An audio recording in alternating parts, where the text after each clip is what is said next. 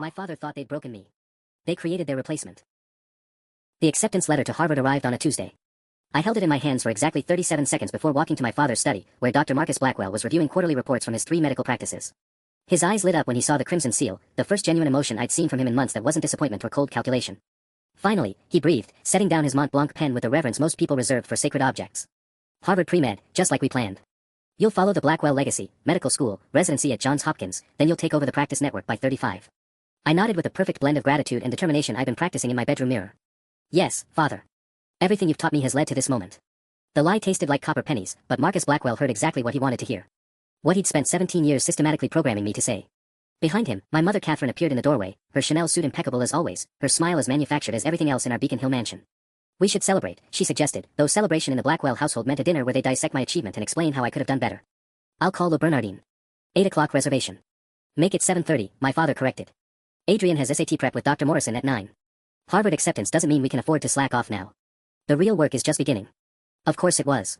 In the Blackwell universe, no achievement was ever enough, no success complete without immediate planning for the next mountain to conquer. I'd learned this lesson at age 7 when I won the regional chess championship and spent the car ride home listening to my father analyze every move I could have made better instead of celebrating. I'd learned it again at 12 when I scored perfect on the SATs and received a lecture about not becoming complacent. And now, at 17, with early admission to Harvard in my hands, I was learning it one final time. I'll go change for dinner, I said, excusing myself with a polite deference that had replaced my natural personality so completely that sometimes I forgot which was real. In my room, I locked the door and pulled out my laptop. The Harvard acceptance letter was already uploaded to the cloud drive where I'd been meticulously documenting everything for the past 2 years. Every conversation. Every manipulation. Every moment they'd chipped away at who I was supposed to be and rebuilt me into their perfect prototype. Phase 1 of my plan was complete, exceed their expectations so thoroughly that they'd finally believe they'd won. That the spirited child who used to argue back, who dreamed of writing novels instead of prescriptions, who wanted to travel the world instead of inheriting a medical empire, that child was finally, completely dead. They thought they'd broken me into compliance. What they'd actually done was teach me how to be exactly like them. Tonight, over dinner at Le Bernardine, they'd toast their success in creating the perfect Blackwell heir. They'd discuss my future as if I were a business acquisition rather than their son. They'd plan out the next 20 years of my life with the same cold precision they used to plan their tax strategies. And I would smile and nod and play the role they'd written for me, while Phase 2 began. The reservation at Le Bernardine was a stage, and I was the lead actor in a performance 17 years in the making. My parents sat across from me in the amber glow of the restaurant's lighting, their faces reflecting the satisfaction of generals who'd finally conquered a particularly stubborn territory. To Adrian, my father raised his glass of Chateau Margaux, $300 a bottle, because Marcus Blackwell never celebrated with anything less than perfection. Harvard class of 2028, future heir to Blackwell Medical Group. I clinked my glass of sparkling cider against theirs, the sound sharp and crystalline. I couldn't have done it without your guidance. The words flowed like honey, sweet and practiced. Across the table, Catherine beamed with the kind of maternal pride she'd never shown when I was struggling, only when I was succeeding according to their blueprint. You know, she said, cutting into her Dover soul with surgical precision, I was just thinking about when you were 14 and going through that difficult phase. The difficult phase. That's what they call the 8 months when I tried to assert some independence, when I joined the creative writing club instead of debate team, when I dared to suggest that maybe, just maybe, I didn't want to be a doctor. The 8 months that ended with 3 sessions a week with Dr. Helena Voss, their hand-picked psychiatrist who specialized in redirecting adolescent rebellion. You were so lost then, Catherine continued, her voice taking on that particular tone of concern that had always felt more like disappointment wrapped in maternal packaging. All those ridiculous stories you were writing. Do you remember what you said to us? You wanted to be the next Stephen King. My father actually chuckled, a sound I'd heard perhaps 12 times in my entire life. Stephen King. As if we'd spent hundreds of thousands on your education so you could write about monsters and ghosts. I was immature, I replied smoothly. I didn't understand the legacy I was inheriting. The responsibility. Dr. Voss really was a godsend, Catherine mused. The way she helped you understand that creativity without purpose is just self-indulgence. That your gifts were meant for something greater than fantasy. 3 sessions a week for 8 months. $400 per session, paid directly from my father's practice account. I'd found the records 2 years ago while helping organize his files. $38,400 to systematically dismantle a 14-year-old's dreams and rebuild them into something more acceptable. Dr. Helena Voss, with her degrees from Yale and her warm smile that never quite reached her eyes, who'd spent our sessions teaching me that my desire to write was actually a symptom of underlying narcissism. That my resistance to pre-med track was rooted in fear of living up to my potential. That disappointing my parents would lead to a lifetime of regret and mediocrity. She'd been thorough, I'll give her that. Professional. By month 6, I'd stopped writing entirely. By month 8, I was asking my father about MCAT prep strategies. You've come so far, my father said, reaching across the table to place his hand over mine. Physical affection from Marcus Blackwell was rarer than lunar eclipses, and this gesture was meant to mark the significance of the moment. I'm proud of you, son. The weight of his approval settled over me like a lead blanket. For 17 years, I'd craved these exact words. Now they felt like a death knell for whoever I might have been. Thank you, father. I won't let you down. Under the table, my free hand found my phone. A quick glance showed 3 new messages in the encrypted app I'd been using to document everything. My contact at the Boston Globe had questions about the preliminary information I'd shared. The private investigator I'd hired with money siphoned from my college fund over the past year had updates on Dr. Voss's patient files. Phase 2 was already in motion, and my parents had no idea they were toasting their own destruction. The messages on my phone were from Jake Morrison, not Dr. Morrison, who tortured me with SAT prep, but Jake Morrison, investigative journalist at the Boston Globe. 26 years old, hungry for the story that would make his career, and absolutely fascinated by what I'd started feeding him 3 months ago. Asterisk new development on the Voss angle. Can you meet tomorrow after school? Same place, asterisk. I deleted the message and slipped my phone back into my pocket, maintaining perfect posture as my mother launched into her plans for my Harvard orientation wardrobe. Everything had to be Brooks Brothers, naturally. Everything had to project the right image. Image is everything, Adrian, she was saying, gesturing with her fork. The connections you make in your first semester will determine your entire trajectory. I've already reached out to the Pemberton family. Their son James will be in your class, pre-med track. His father owns the largest pharmaceutical distributorship on the East Coast. Of course she had. Catherine Blackwell didn't leave networking to chance any more than Marcus left medical procedures to luck. I'd been enrolled at Harvard for exactly 6 hours and she'd already begun orchestrating my social life. That's very thoughtful, mother. The words came automatically now. Should I reach out to James directly? I'll handle the introduction. His mother, Patricia, and I served on the Children's Hospital Charity Board together. She'll invite you to their Christmas gala next week. Excellent opportunity to meet the right people before you even start classes. The right people. Code for wealthy people. People whose approval mattered in the intricate social calculus that governed my parents' world. I'd be 26 before I was allowed to choose my own friends. My father leaned back in his chair, swirling his wine with the satisfied air of a man whose decades of planning had finally come to fruition. You know, Adrian, I was younger than you when I realized that success isn't about talent. It's about systems. Process. Your mother and I, we built a system around you. Every decision, every opportunity, every relationship, it all feeds into the larger design. Like Dr. Voss? I asked, keeping my voice carefully neutral. Exactly like Dr. Voss.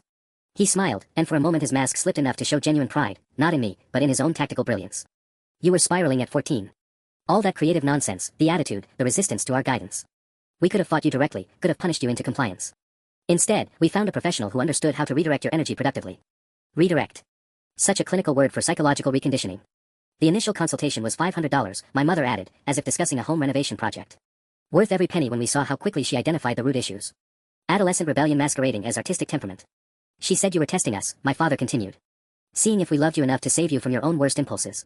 The writing, the defiance, all of it was really a cry for structure. For boundaries. I nodded thoughtfully, as if hearing this analysis for the first time instead of having lived through every session where Dr. Voss had slowly, methodically convinced me that my own thoughts and dreams were symptoms of a disordered mind. Where she taught me that disappointing my parents wasn't just wrong, it was pathological. She really understood me, I said, and meant it in ways they'd never comprehend. Under the table, my phone buzzed again. This time it was Elena Rodriguez, the private investigator whose services I'd retained using the credit card my parents gave me for educational expenses. Former Boston PD detective, now specializing in white-collar investigations. She'd been worth every dollar of the $12,000 I paid her so far. Asterisk medical board records pulled. You're going to want to see this. Tomorrow 4 p.m., usual spot, asterisk. I smiled at my parents across the table, raised my glass of sparkling cider, and felt the final pieces of my carefully constructed plan clicking into place. The usual spot was a corner booth at Thinking Cup on Newberry Street, chosen because my parents would never set foot in a coffee shop that served students and freelancers instead of corporate executives. I arrived at 3:47 p.m., 13 minutes early, a habit beaten into me by 17 years of Marcus Blackwell's obsession with punctuality. Elena Rodriguez slid into the booth across from me at exactly 4 o'clock, her weathered face serious as she placed a manila folder on the scarred wooden table. Former cop was written in every line of her posture, from the way her eyes swept the room before sitting to how she kept her back to the wall. You sure you want to hear this, kid? She asked, her Boston accent thick with concern. Some doors, once you open them, they don't close again. I thought about my father's satisfied smile last night, about my mother planning my wardrobe like I was a Ken doll she could dress up for her friends. About Dr. Voss and her warm voice explaining why my dreams were really delusions. Open it. Elena sighed and flipped the folder open. The first document was a complaint filed with the Massachusetts Board of Registration in Medicine, dated 18 months ago. The name at the top made my blood freeze, Dr. Helena Voss, licensed psychiatrist. 3 separate families filed complaints, Elena explained, her voice low. All involving teenage patients. All claiming she used unethical therapeutic techniques to suppress their children's personalities at the parents' request. I scanned the first complaint.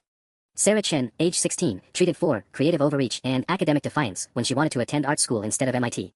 Michael Torres, 15, therapy for unrealistic athletic fantasies when he dreamed of playing baseball instead of following his father into law. Emma Fitzgerald, 14, sessions for romantic preoccupation because she had a boyfriend her parents deemed inappropriate. All of them sounded like echo chambers of my own experience. The board investigated for 8 months, Elena continued. Interviewed former patients, reviewed session notes, examined her methods. Want to guess what they found? My hands were shaking slightly as I turned to the next page. The board's findings, stamped with official seals and signed by 3 different investigators. Dr. Helena Voss engaged in systematic psychological manipulation of minor patients at the direction of paying parents, utilizing techniques designed to suppress natural personality development and enforce compliance with parental expectations. The words blurred as I read faster. Unethical therapeutic alliance with parents against patient welfare. Deliberate undermining of adolescent autonomy and self-determination. Use of pathological language to describe normal developmental behaviors. They revoked her license 4 months ago, Elena said quietly. She's appealing, but the evidence was overwhelming. Turns out your parents weren't the only ones who found her services convenient. I looked up from the documents, my carefully maintained composure finally cracking. 4 months ago. Yeah. Which means she was already under investigation when she was treating you. The board had been watching her practice for over a year before they moved. The coffee shop suddenly felt too warm, too crowded. 4 months ago, I was still having monthly, check-in, sessions with Dr. Voss. Still receiving her guidance on maintaining my improved attitude. Still being told how proud she was of my progress.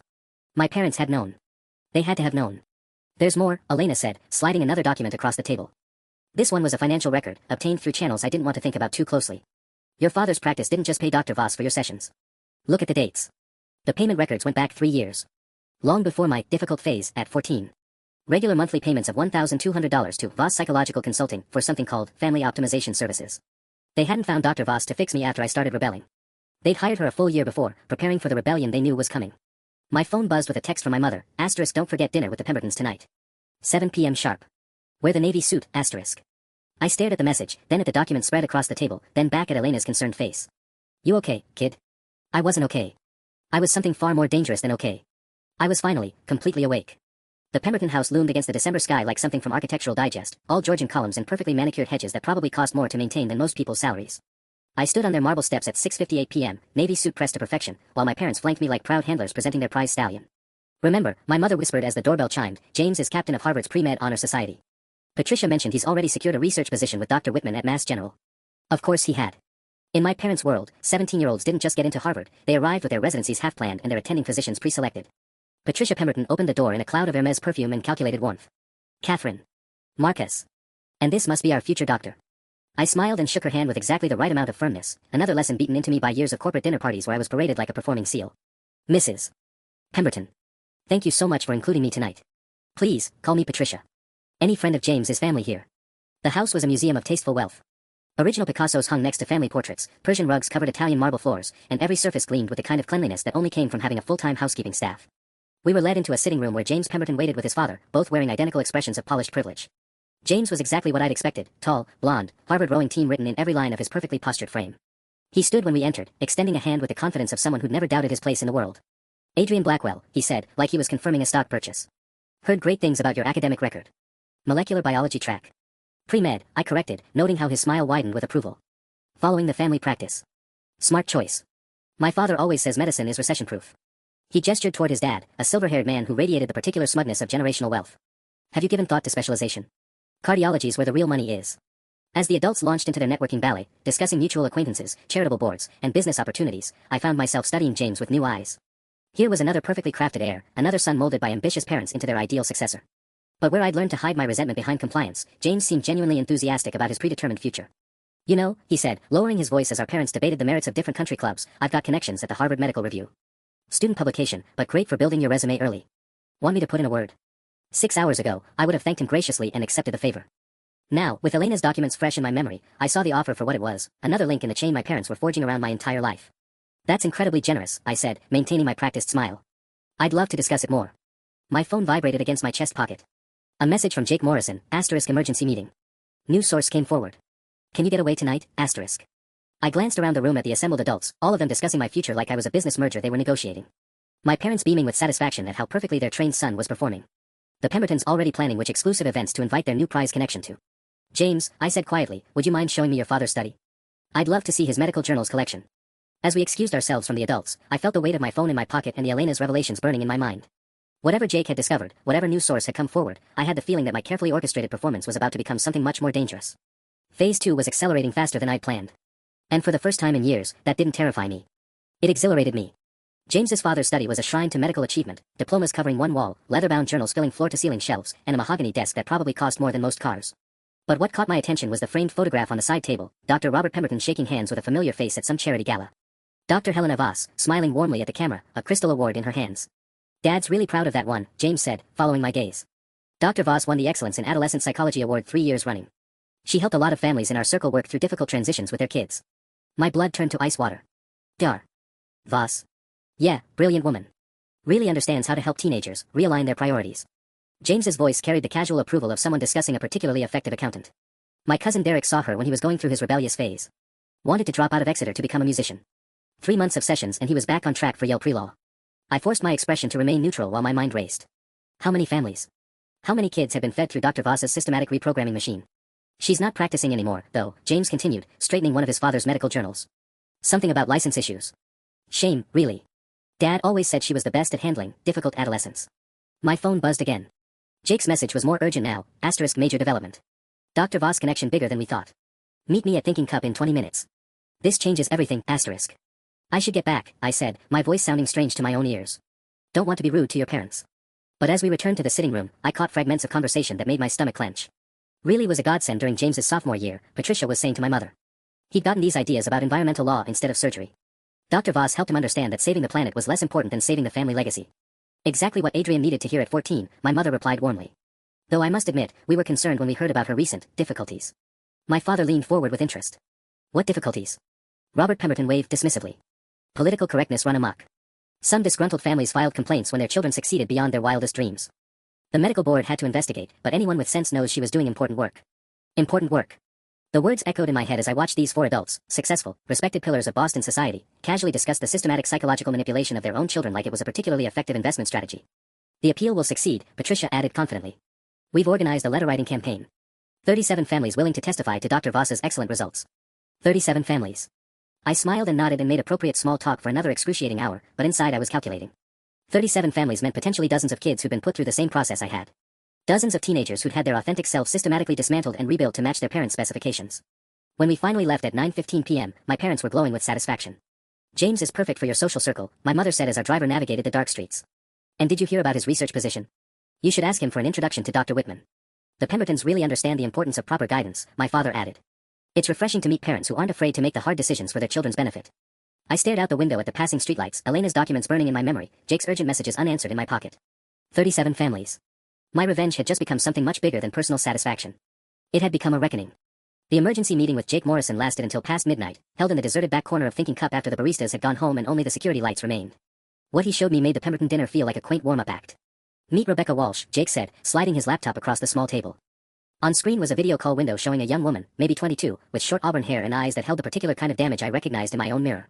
Rebecca, tell Adrian what you told me. Rebecca's voice came through the laptop speakers, clear despite the late hour. I was one of Dr. Voss's patients 4 years ago. 15 years old, parents thought I was too focused on environmental activism instead of preparing for business school. Sound familiar? My throat tightened. Very. 6 months of sessions. Same techniques Jake says you experienced, pathologizing normal interests, reframing independence as selfishness, convincing me that disappointing my parents would ruin my life. She paused, and I could see her hands shaking slightly. But here's what's different about my story. I kept recordings. Jake leaned forward, his journalist instincts sharp as razors. Rebecca's parents are Thomas and Miranda Walsh. Walsh Holdings, they own half the commercial real estate in downtown Boston.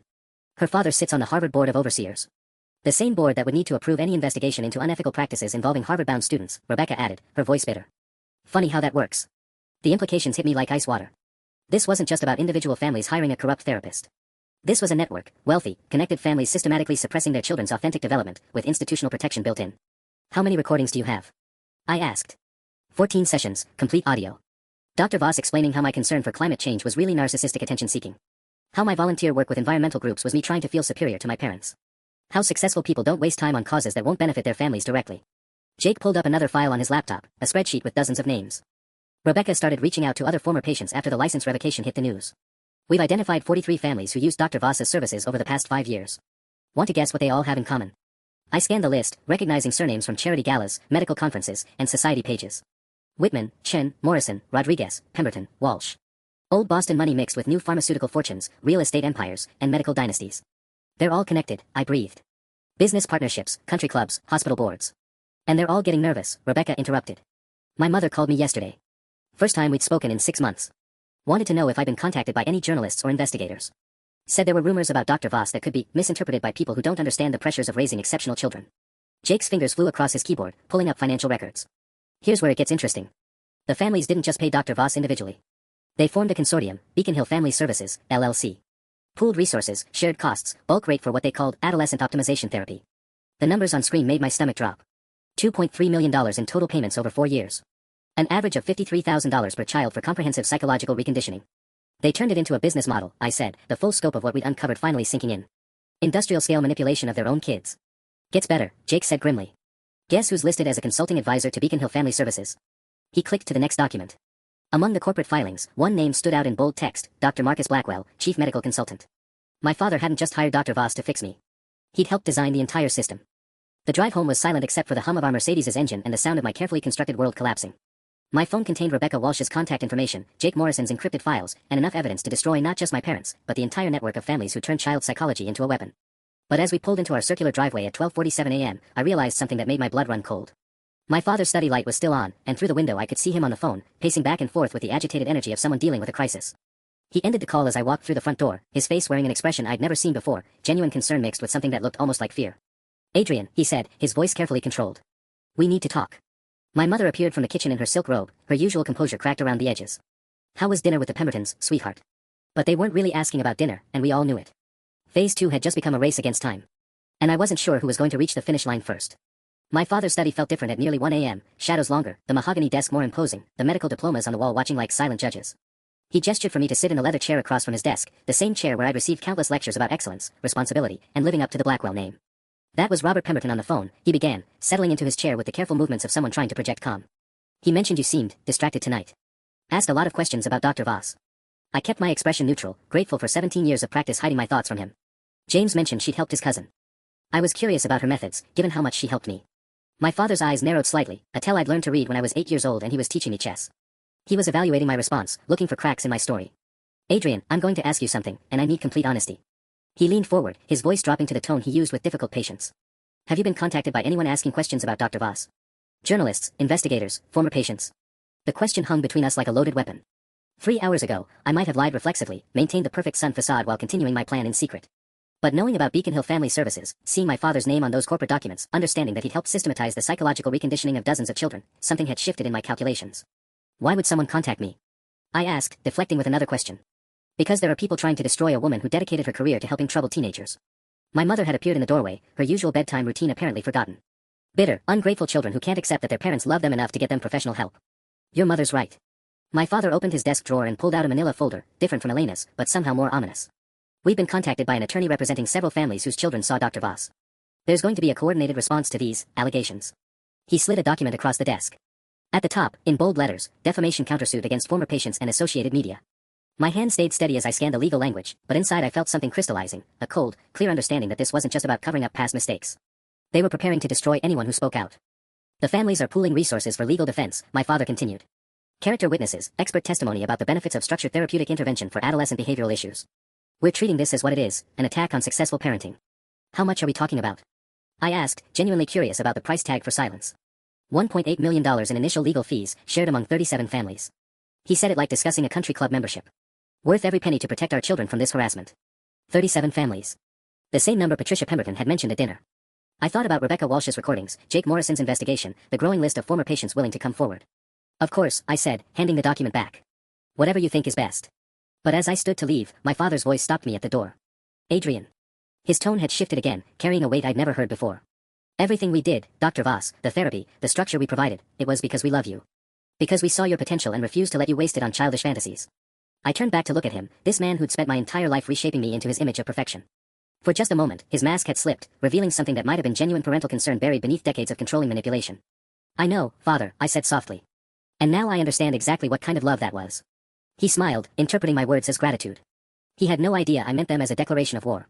The next morning brought a text from Rebecca Walsh at 6:23 a.m., asterisk they got to my parents. $50,000 donation to Harvard in my name. Suddenly I'm a disturbed young woman seeking attention. Meeting today, 2 p.m., different location, asterisk. I stared at the message while my father's voice drifted up from the breakfast table, discussing quarterly projections with my mother like it was any other Wednesday. Like he hadn't spent half the night orchestrating a legal offensive designed to silence traumatized young adults. The location Rebecca chose was the Boston Public Library, smart, public, with security cameras everywhere. I found her in the third-floor research section, hunched over a laptop with the hollow-eyed intensity of someone who hadn't slept. "They're moving fast," she said without preamble, sliding a printed email across the table. This went out to all Beacon Hill Family Services families at 4 a.m. The subject line read, "Urgent, Media Response Protocol." Below it, a detailed strategy for discrediting former patients. Character assassination disguised as concern for troubled young people who've been manipulated by opportunistic journalists. "Look at page 2, Rebecca whispered. My blood froze. There was my name, listed under, high priority containment, family assets at risk. Next to it, Adrian Blackwell, Blackwell Medical Group Air, Harvard admit. Father reports complete therapeutic success. Recommend immediate intervention if contacted by hostile media. They know, I breathed. They don't just know, they're 10 steps ahead. Rebecca pulled up another document on her screen. Jake Morrison got served with a cease and desist order this morning. His editor is being pressured by the Globe's major advertisers. 3 of them are companies owned by consortium families. I thought about my father's satisfied expression at breakfast, how he'd hummed while reading the Wall Street Journal. He'd been implementing damage control while I thought I was still gathering evidence. What about the other patients? The ones willing to talk? Rebecca's laugh was bitter. The Chen family's daughter got into Stanford mysteriously yesterday, full-ride scholarship that didn't exist a week ago. Michael Torres's parents bought him a $80,000 car and promised to fund his baseball training if he focuses on the future instead of dwelling on the past. The pattern was sickeningly elegant. Buy off the ones you could, discredit the ones you couldn't, and use the legal system to crush anyone who wouldn't be silenced. I watched Rebecca close her laptop with shaking hands, saw the defeat in her shoulders. They're not just rich, she said quietly. They're smart. And they've been playing this game a lot longer than we have. That's when I realized what I'd been missing. I'd been thinking like my father's broken son, planning elaborate revenge like it was a chess match with predetermined rules. But Marcus Blackwell hadn't built a medical empire by playing fair, and Catherine Blackwell hadn't climbed Boston society by being naive. They'd taught me to be exactly like them. Time to prove what an excellent student I'd been. I pulled out my phone and scrolled to a contact I'd been saving for the right moment. Dr. Amanda Sterling, Chief Medical Ethics Investigator for the Massachusetts Board of Health. The woman who'd spearheaded the investigation into Dr. Voss, and according to Elena's research, someone with a reputation for not backing down from powerful opponents. What are you doing? Rebecca asked. Something my parents didn't teach me, I replied, pressing send on a message that would change everything. How to lose a battle to win a war. The message was simple, *, I have information about Beacon Hill Family Services that requires immediate attention. The corruption goes deeper than Dr. Voss, *. My phone buzzed with a response 18 minutes later, *, can you meet tonight? This is bigger than you know, *. Finally, someone else who understood we weren't just fighting for justice. We were fighting for survival. Dar. Amanda Sterling chose to meet at Mass General's 24-hour cafeteria, neutral ground where a medical ethics investigator could blend in naturally. I found her at 11:47 p.m., a sharp-featured woman in her 40s with graying hair and a kind of tired eyes that came from seeing too much institutional corruption. You're younger than I expected, she said, studying me over her coffee cup. Most whistleblowers wait until they're safely out of the system before coming forward. I'm not most people. I slid Elena Rodriguez's folder across the table, along with printouts of Jake Morrison's financial research. And this isn't just whistleblowing anymore. It's damage control. She opened the folder, her expression growing darker with each page. When she reached the Beacon Hill Family Services Incorporation documents, she actually swore under her breath. Your father's listed as chief medical consultant, she said, looking up at me with something between pity and respect. You understand what this means for your family? Your future. My future was never mine to begin with. The words came out steadier than I felt. Dr. Sterling, how many families are we talking about? Total. Based on Dr. Voss's patient files before they were sealed. 87 children treated over 6 years. But the consortium documents you provided suggest the scope was much larger. She pulled out her own tablet, scrolling through encrypted files. We identified payment streams from over 120 families, but most of the financial records were destroyed after the license revocation. 120 families. The number hit me like a physical blow. There's something else, Dr. Sterling continued, her voice dropping. The reason I wanted to meet tonight. We've been investigating similar operations in New York, Philadelphia, and Washington, D.C. This isn't isolated to Boston. She showed me a map on her tablet, red dots scattered across the northeast corridor. Each dot represented what she called a family optimization network, groups of wealthy parents coordinating to systematically reshape their children's personalities and ambitions. The total scope is approximately 400 families across 6 major metropolitan areas. Estimated 800 children affected over the past decade. Her fingers moved across the screen, pulling up financial data. Combined revenue of $23.7 million for what amounts to institutionalized child psychological abuse. The cafeteria suddenly felt too bright, too exposed. Around us, tired medical residents grabbed coffee between shifts, oblivious to the fact that we were discussing what might be the largest systematic child manipulation scheme in modern history. Why hasn't this been public? I asked. Because they're very, very good at covering their tracks. And because the families involved have connections that reach into medical boards, university administrations, and legal oversight committees. She leaned forward, her voice intense. Adrian, 3 other investigators working on this case have had their careers destroyed in the past year. Funding pulled, research access revoked, personal reputations systematically demolished. My phone buzzed with a text from my father, * home by 12:30 a.m. We have early meeting with legal team tomorrow. Important developments, *. Dr. Sterling noticed my expression. They know you're here. Not yet. But they're moving faster than I expected. I thought about the cease and desist order against Jake Morrison, the sudden scholarships and car purchases for other former patients. How long do we have? That depends on what you're willing to sacrifice. She closed her tablet and looked at me directly. I can protect some of the evidence, but not all of it. I can shield some of the witnesses, but not everyone. And I can't protect you from the consequences of taking on this kind of institutional power. What consequences? Your Harvard admission could disappear. Your father's medical licenses could be revoked, taking down hundreds of employees. Your family's assets could be frozen during federal investigation. Your mother's social standing would be obliterated. She paused. And that's assuming they don't find ways to retaliate that aren't technically legal. I stared at the folder between us, at the evidence that could free dozens of psychologically manipulated children while destroying everything my parents had built. The perfect revenge, but at a cost I was only beginning to understand. Dr. Sterling, I said quietly, what happens to the other kids if we don't move forward? They stay broken, she replied without hesitation. And their own children get broken the same way 30 years from now. At 12:29 a.m., I texted back my father, * on my way home now. Looking forward to tomorrow's meeting, *. But I was already planning to make sure that meeting would go very differently than he expected. The legal team meeting was scheduled for 8 a.m. in the conference room of Hartwell and Associates, the kind of white shoe law firm that charged $800 an hour and had Supreme Court justices on speed dial. I sat between my parents at the polished mahogany table, watching 5 attorneys in identical Navy suits prepare what they called our comprehensive response strategy. The key, said Margaret Hartwell, senior partner and my mother's sorority sister from Wellesley, is controlling the narrative before it gets out of hand. We've already secured preliminary injunctions against 3 journalists, and our media contacts are prepared to frame this as troubled teenagers manipulated by opportunistic reporters. She clicked through a PowerPoint presentation with the efficiency of someone who buried scandals for decades. Slide after slide of character assassination disguised as legal strategy, Rebecca Walsh described as a documented history of attention-seeking behavior, Jake Morrison painted as a failed journalist desperate for career advancement, Dr. Sterling labeled as a rogue investigator with personal vendettas against successful families. The beauty of this approach, added James Patterson, the firm's crisis management specialist, is that we're not denying the therapy occurred. We're reframing it as successful medical intervention being weaponized by ungrateful patients. My father nodded approvingly. What about the financial records? The consortium documentation? Standard business practice, Margaret replied smoothly. Families pooling resources for group rates on medical services. Completely legal, completely ethical. We have tax filings going back 6 years to prove it. She wasn't wrong.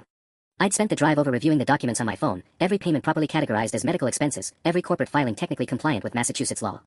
They'd built their system bulletproof from day one. Adrian, my mother said, turning to me with practiced maternal concern, the attorneys need to know, have you been contacted by any of these people? It's crucial that we know what they might try to use against us. The conference room fell silent except for the scratch of expensive pens on legal pads. 5 attorneys and my parents, all waiting for my answer while outside the floor-to-ceiling windows, Boston's financial district hummed with morning activity. I thought about Dr. Sterling's words from last night, they stay broken, and their own children get broken the same way 30 years from now. Actually, I said, reaching into my jacket pocket, I have been contacted. Several times. The relief on my mother's face was immediate. Oh, sweetheart, why didn't you tell us? What do they want to know? I placed my phone on the table, the recording app icon clearly visible, the timer showing 23 minutes and 17 seconds of active recording. They wanted to know the truth, I said quietly. And thanks to this meeting, now they have it. The color drained from Margaret Hartwell's face as she stared at my phone. Adrian, recording attorney-client conversations without consent is illegal in Massachusetts, I finished. Unless you're a minor reporting suspected abuse to state investigators. Which, according to the text I sent Dr. Sterling 20 minutes ago, is exactly what's happening here. My father's composure finally cracked. You recorded us. Your own family. I learned from the best, father. You taught me that success requires systematic planning and attention to detail. I stood up, sliding my phone back into my pocket. Dr. Sterling will be very interested in your comprehensive response strategy and how it specifically targets the investigators trying to protect abused children. James Patterson was already pulling out his own phone, probably calling damage control specialists who specialized in damage controlling the damage control specialists. Adrian, my mother's voice was barely a whisper, what have you done? I looked at her across the polished table, this woman who'd spent 17 years orchestrating my psychological reconstruction like she was planning a charity gala. For just a moment, I felt something that might have been sadness for who we could have been if they'd loved me instead of trying to rebuild me. What you taught me to do, mother, I said, walking toward the conference room door. I chose success over family. Behind me, Margaret Hartwell was already barking orders about containment protocols and emergency motions, but I could hear the panic underneath her professional composure. They'd built their system to be bulletproof. They'd forgotten to make it sunproof. The emergency session at Hartwell and Associates lasted 6 hours. Through Dr. Sterling's secure messaging app, I watched the legal machinery kick into overdrive from my bedroom window, black SUVs arriving at our house, process servers appearing at the offices of consortium families, and my father's phone ringing every 12 minutes with increasingly frantic calls from other parents. At 4:17 p.m., Margaret Hartwell herself appeared at our front door, her usual composure replaced by the frayed edges of someone whose bulletproof strategy had just exploded in her face. The recording is inadmissible, she announced to my parents in our living room, her voice carrying the desperate authority of someone trying to convince herself as much as her clients. Attorney-client privilege violations, improper consent protocols, we can get it thrown out. My father paced behind our Italian leather sofa, his surgical precision replaced by jagged movements. What about the media exposure? The other families are already panicking. Manageable, Margaret insisted, but I caught the tremor in her voice. We accelerate the timeline. Character assassination goes live tomorrow instead of next week. By Friday, every major outlet will be running stories about troubled teenagers and predatory journalism. From my position on the stairs, I watched my mother clutch her pearls, literally, her hand wrapped around the strand of Mikimoto pearls my father had given her for their 15th anniversary. What about Harvard? If this becomes public before Adrian starts, Harvard won't rescind over unsubstantiated allegations, Margaret cut her off. Especially not with the Whitman family's donation history and your husband's research partnerships. The university has too much invested in maintaining relationships with consortium families. But even as she spoke, I could see her checking her phone compulsively. The legal world was smaller than people realized, and word traveled fast when someone recorded a room full of lawyers admitting to systematic witness intimidation. My own phone buzzed with an encrypted message from Dr. Sterling, asterisk federal interest confirmed. FBI Financial Crimes Unit requesting full cooperation. Timeline accelerated, they move tomorrow, asterisk. Tomorrow. I'd expected weeks of careful maneuvering, months of legal proceedings where I could maintain my cover while evidence accumulated. Instead, I triggered an avalanche that was about to bury everything in its path. Adrian, my father called up the stairs, his voice carrying a strain I'd never heard before. Come down here. We need to discuss your cooperation with the investigation. I descended slowly, noting how all 3 adults positioned themselves between me and the front door. Not quite imprisonment, but definitely strategic positioning. Son, my father began, his tone shifting into the careful modulation he used with psychiatric patients. I think you've been manipulated by some very sophisticated people. Dr. Sterling, this journalist Morrison, they've convinced you that normal parental guidance was somehow abusive. Textbook manipulation tactics, Margaret added, pulling out a legal pad covered in notes. They isolated you from family support, convinced you that love and structure were actually control mechanisms, fed you a narrative about victimization that feels empowering but is ultimately destructive. The irony was suffocating. They were using the exact same techniques Dr. Voss had employed, pathologizing my perceptions, reframing my resistance as confusion, positioning themselves as the only reliable source of truth. Here's what's going to happen, my mother said, her social coordinator voice emerging as she began organizing this crisis like a charity auction. Dr. Pemberton has recommended an excellent residential facility in Vermont.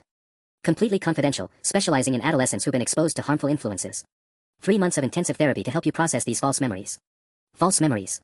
They were actually going to try to gaslight me about my own recorded evidence. And if I refuse? I asked quietly. My father's expression hardened into something I'd never seen directed at me before, not disappointment or calculation, but genuine threat. Adrian, he said, each word precisely chosen, you're 17 years old. Legally, you have no choice at all. The residential facility brochure appeared on my desk that evening like a death sentence wrapped in glossy marketing. Mountain Vista Therapeutic Community featured smiling teenagers hiking through Vermont forests, their eyes bright with what the caption called, renewed clarity and family connection. I read the fine print while my parents discussed logistics downstairs, their voices drifting up through the heating vents like conspirators planning a heist. Minimum stay, 90 days. Communication restrictions, supervised calls twice weekly. Treatment philosophy, realigning adolescent perspectives through structured environmental therapy. It was Dr. Voss's program on steroids, isolated in the mountains where no journalists or federal investigators could reach me. My phone vibrated with a message from Dr. Sterling, * legal hold issued on all family assets. FBI raid scheduled for 6 a.m. tomorrow. Can you maintain position 12 more hours, * 12 hours. I stared at the treatment facility brochure, at the pictures of successfully integrated teenagers who all had the same hollow expression I recognized from my bathroom mirror. My parents thought they were sending me away to be fixed. They had no idea they were about to lose everything they'd built. At 10:43 p.m., my father knocked on my door with the gentle authority of someone who believed the conversation was already over. We leave for Vermont at 8 a.m., he said, settling into my desk chair with practiced casualness. I've spoken with Dr. Patricia Vance, the facility director. She's very experienced with cases like yours. Cases like mine. Intelligent adolescents who've been exposed to systematic manipulation by outside influences. He pulled out his own folder, patient intake forms already half completed. She's worked with several children from consortium families. Remarkable success rate in helping them understand how their normal family dynamics were weaponized against them. The casual way he said it made my blood freeze. This wasn't their first time erasing a child's inconvenient memories. How many other consortium kids had disappeared into Mountain Vista's therapeutic community when they started asking uncomfortable questions? Dr. Vance estimates 3 to 4 months for complete cognitive realignment, my father continued, reviewing the intake forms like medical charts. By the time you start at Harvard, this whole episode will feel like a bad dream you can barely remember. My laptop sat open on my bed, still connected to the encrypted chat where Rebecca Walsh was coordinating with other former patients.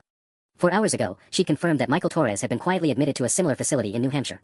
Emma Fitzgerald had been transferred to a therapeutic boarding school in North Carolina. The consortium wasn't just buying silence, they were systematically disappearing anyone who might testify. What if the memories don't fade? I asked quietly. What if I still remember everything after 4 months? My father's smile carried the cold confidence of someone who'd never encountered a problem money and persistence couldn't solve. Dr. Vance has never had a treatment failure, Adrian. Not once in 15 years. Her methods are comprehensive. He stood to leave, pausing at my door with what might have been genuine paternal concern if you didn't know him well enough to recognize calculation. I know this feels frightening, he said softly. But someday you'll thank us for loving you enough to save you from these delusions. Just like you thanked us for Dr. Voss's help when you were 14. After he left, I sat in the darkness of my room, staring at the intake forms on my desk. Patient name, Adrian Marcus Blackwell. Presenting symptoms, false memory syndrome, authority defiance disorder, manipulation susceptibility. Recommended treatment, intensive cognitive restructuring with memory integration therapy. They were going to erase me completely this time. My phone showed 11:27 p.m. In 6 hours and 33 minutes, federal agents would be breaking down doors across Boston while I was supposedly driving toward a facility designed to make me forget why that mattered. I opened my laptop and began typing the most important message of my life, * Dr. Sterling, they're moving me tomorrow morning. If you're going to act, it has to be tonight, *. Her response came back in 47 seconds, * federal agents en route to your location. Maintain position. Do not leave the house, *. Outside my window, I could see my father loading suitcases into our Mercedes, my mother checking Mountain Vista's address on her phone. They thought they were saving their family's reputation. They were actually packing for their arrest. At 2:47 a.m., I heard the first car door slam in our driveway. From my bedroom window, I watched 3 black SUVs arrange themselves in a perfect semicircle around our house, their headlights dark but engines still running. Federal agents emerged like shadows, moving with the practiced efficiency of people who'd done this dozens of times before. My parents were still asleep down the hall, my father snoring a steady rhythm that had punctuated my childhood nightmares. In 4 hours, they'd planned to wake me up for the drive to Vermont. Instead, they were about to receive the kind of wake-up call that ended careers and destroyed legacies. I pulled on clothes in the darkness, my hands surprisingly steady as I prepared for what Dr. Sterling had called protective extraction. The plan was simple. Federal agents would secure the house and all evidence within it before my parents could destroy anything else. I would be taken into protective custody as a minor witness, safe from Mountain Vista's comprehensive memory treatments. But as I laced my shoes, I heard something that made my blood freeze, my mother's voice, wide awake and frighteningly calm, coming from downstairs. "Marcus, wake up. They're here." I crept to my door, pressing my ear against the wood. My parents weren't panicking or scrambling to hide evidence. They were moving through the house with purposeful steps, their voices carrying the controlled urgency of people implementing a contingency plan. "How much time do we have?" my father asked, his voice sharp and alert. Margaret said 20 minutes if they're following standard protocols. "The warrant covers documents and electronics, but they'll need additional authorization for personal items." My mother's heels clicked across our marble foyer with mechanical precision. "Are the files ready?" "Everything's already in the car. Adrian's intake forms, the Vermont facility payment, our complete cooperation with his voluntary treatment for false memory syndrome." My father's voice grew closer, he was moving toward the stairs. "As far as anyone can prove, we're concerned parents seeking help for our psychologically compromised child." The full scope of their preparation hit me like ice water. They hadn't just planned to disappear me to Vermont. They'd constructed an entire alternate narrative where I was a mentally unstable teenager whose memories of consortium activities were symptoms of psychological breakdown. "What about the other families?" my mother asked. "Already implementing identical protocols. By noon today, 12 consortium children will be in specialized treatment facilities for false memory disorders. Rebecca Walsh was admitted to McLean Hospital 3 hours ago, complete psychiatric hold, no media contact allowed." My phone was buzzing frantically with encrypted messages, but I didn't dare look at the screen. Through my door, I could hear my father's footsteps on the stairs, getting closer to my room. "Adrian," he called softly, his voice carrying artificial parental concern. "Son, we need to leave earlier than planned. There's been a development." I had perhaps 30 seconds before he reached my door, and the federal agents outside had no idea that their carefully planned raid was walking into a trap that had been months in preparation. The consortium families hadn't just been buying silence and destroying evidence, they'd been planning for this exact scenario, turning their own children into unreliable witnesses through strategic psychiatric commitments. My encrypted phone showed 17 missed messages from Dr. Sterling, the most recent one time-stamped 47 seconds ago, asterisk something's wrong. Radio silence from field team. "Do not trust anyone who claims to be federal, asterisk." Through my window, I watched the SUVs in our driveway, their occupants still motionless in the darkness. Those weren't FBI agents. They were private security, here to make sure I reached Mountain Vista whether I wanted to or not. My father's footsteps stopped directly outside my door. "Adrian. It's time to go." The doorknob turned with a soft click that sounded like a death sentence. But instead of my father's calculated concern, I heard something that made my heart leap: federal agents. Search warrant. Real voices. Real badges. Real salvation flooding through our house like dawn breaking through 17 years of darkness. My father's footsteps retreated rapidly down the hall as shouts erupted throughout the house. Through my window, I watched the fake SUVs peel away into the night while authentic federal vehicles replaced them, unmarked sedans and a white evidence van that looked like the most beautiful sight I'd ever seen. "Adrian Blackwell." A woman's voice called from downstairs. "This is Agent Sarah Chen with the FBI Financial Crimes Division. We're here to ensure your safety." I opened my door to find my parents being escorted to our living room in handcuffs, my mother's Hermes robe trailing behind her like a fallen banner. My father caught my eye as Agent Chen led me past him, his expression no longer calculating or disappointed. For the first time in my life, Marcus Blackwell looked genuinely afraid. "The other children," I said to Agent Chen as we reached the foyer. "Rebecca Walsh, Michael Torres, they're being held in psychiatric facilities. Federal marshals are executing simultaneous warrants at 17 treatment centers across 6 states," she replied, checking her tablet. "As of 3:47 a.m., we've recovered 11 minors and secured testimony from 43 families." Through our front window, I watched neighbors emerging onto their doorsteps as the quiet streets of Beacon Hill transformed into a federal crime scene. The Pemberton house 3 blocks down was lit up like a Christmas tree, news vans already gathering despite the early hour. "Dr. Sterling sends her regards," Agent Chen continued, handing me a secure phone. "She's coordinating with the Massachusetts Board of Health to ensure every consortium family faces both federal charges and medical license revocation." My mother's voice drifted from the living room, still trying to control the narrative even in handcuffs. "Our son has been manipulated by these people. He needs psychiatric evaluation, not Mrs. Blackwell." Agent Chen called back, her voice sharp with authority. "Your son's testimony is corroborated by financial records, recorded conversations, and statements from 87 other victims. The only evaluation happening here is of your assets before federal seizure." At 6:23 a.m., I watched my parents loaded into separate federal vehicles while evidence teams photographed every document in my father's study. The Harvard acceptance letter still sat on his desk, but it felt like an artifact from someone else's life, the perfect son who'd never really existed. My phone buzzed with a message from Rebecca Walsh, *free. Safe. Massachusetts General Psych evaluation confirmed no mental illness. We did it, *. Agent Chen appeared beside me as the evidence van pulled away, loaded with 6 years of consortium documentation. "Your testimony will be crucial for prosecution," she said. "Are you prepared for what comes next?" I thought about Mountain Vista's brochures, about Dr. Voss's warm smile, about 87 other children who'd been systematically erased and rebuilt. About my parents, who'd loved me so much they tried to murder who I actually was. "Agent Chen," I said, watching the sun rise over Beacon Hill for the first time as myself, "I've been preparing for this my entire life." 6 months later, the consortium trials would destroy 43 families and result in 127 felony convictions. Harvard would rescind my acceptance, but Princeton offered me a full scholarship to study investigative journalism. My father had been right about one thing: they'd created their perfect replacement. They just never imagined I'd replace them.